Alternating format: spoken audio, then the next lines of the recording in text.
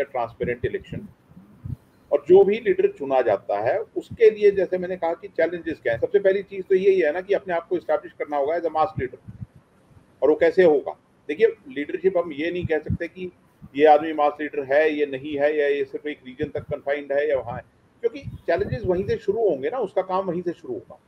और लीडर्स जो है वो इवॉल्व होते हैं।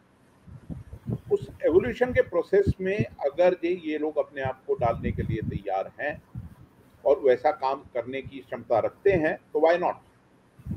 अब जिस तरह आपने ईस्ट वेस्ट नॉर्थ साउथ वाली बात की, वो बहुत हद तक प्रैक्टिकल है और शायद बहुत पहले हो जानी चाहिए थी, क्योंकि अगर हम देखें कि कांग्रेस ने मौजूद पिछले 10 सालों में जो चुनाव प्रदेशों में जीते भी हैं, उसका क्रेडिट उन्हीं लीडर्स को जा रहा है जो वहां पर डिस्पाइट द कांग्रेस जिनका क्लाउड था, या minimum interference state central leadership की रही।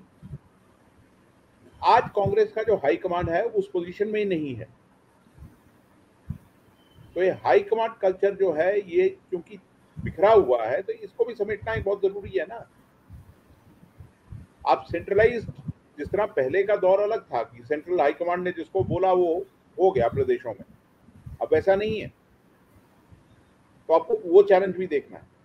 अब खरगे की आप बात करते हैं, खरगे का अपना एक बेस है कर्नाटक में, और कर्नाटक में है तो क्या पता कल को अगर आप चुनते हैं तो उनके पास कोई प्रोग्राम हो जो साउथ और वेस्ट दोनों को देखता हो अच्छी तरह, और फिर धीरे धीरे पैन इंडिया जाए। अब जयराम रमेश की आप बात कर रहे हैं, जयराम रमेश नो डाउट, आपने देखा होगा पिछले कुछ दिनों से जिस तरीके से जयराम रमेश ने कांग्रेस की मीडिया मैनेजमेंट को एक बहुत, मतलब मैं कहूँगा बहुत अच्छा पुश दिया है। अगर आप देखें भारत जोड़ो यात्रा में या वैसे जिस तरीके से, और कांग्रेस की आपको एक चीज मैं बताऊं, भले ही आज हमारा जो ये सो कॉल्ड लैपटॉप मीडिया जो है वो इग्नोर कर रहा है कांग्रेस ब्रीफिंग्स को, पर कांग्रेस ब्रीफिंग्स की quality all of a sudden बहुत इंप्रूव हुई है और सॉलिड इश्यूज पर बात हो रही है। आप डेली का ब्रीफिंग्स का आप लीजिए, जिस तरीके से चीजों को सामने पेश किया जा रहा है। बट फिर बात वही है कि आपको एक मास लीडर चाहिए, हिंदी बोलने वाला चाहिए, रीजनल भाषाएं बोलने वाला चाहिए, जमीन से जुड़ा नेता चाहिए। और वो इसलिए नहीं कि आपको एक मास कॉन्टैक्ट, मतलब मासेस में तो आप बाद में आएंगे, आपको अपने फ्रंटल ऑर्गेनाइजेशन भी तो खड़े करने हैं, नया कार्डर भी तो आपको बुलाना है।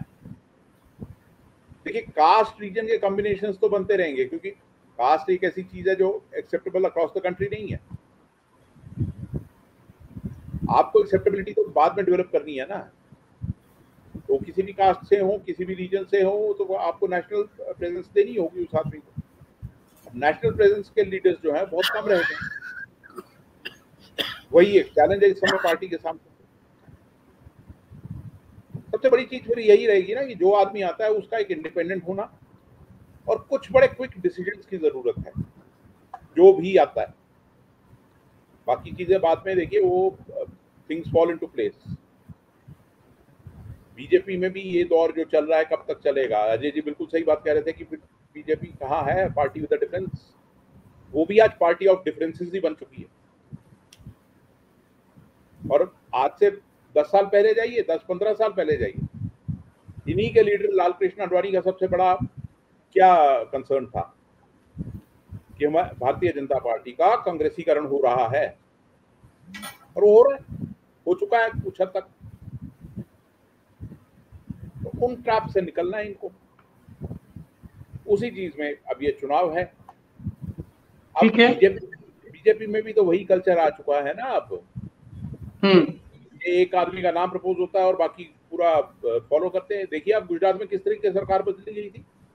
भूपेंद्र पटेल को कोई जानता था गुजरात के बाहर? पूरी कैबिनेट आपने उठाकर बदल दी। वो कभी किसी समय कांग्रेस के साथ समय भी होता था और कांग्रेस ने उसका खामियाजा भुगता है। ये भी उसी रास्ते पे जा रहे हैं। चीजें इवॉल्व होती हैं। देखिए, डेमोक्रेसी में हमको एक चीज ध्यान रखनी है कि डेमोक्रेसी में चीजें इवॉल्व होती हैं, लीडर्स इवॉल्व होते हैं, उनको वो स्पेस और टाइम दिया जाना चाहिए। और उसका सबसे पहली चीज फिर वही है कि आपको एक ट्रांसपेरेंट तरीके से आगे बढ़ना होगा। जी राम। ठीक है। और आप हमसे जुड़े रहने के लिए सब्सक्राइब करें YouTube पर, फॉलो करें ट्विटर पर और लाइक करें Facebook पर। और ज्यादा जानकारी के लिए आपको टाइप करना होगा सिर्फ न्यूज नशा।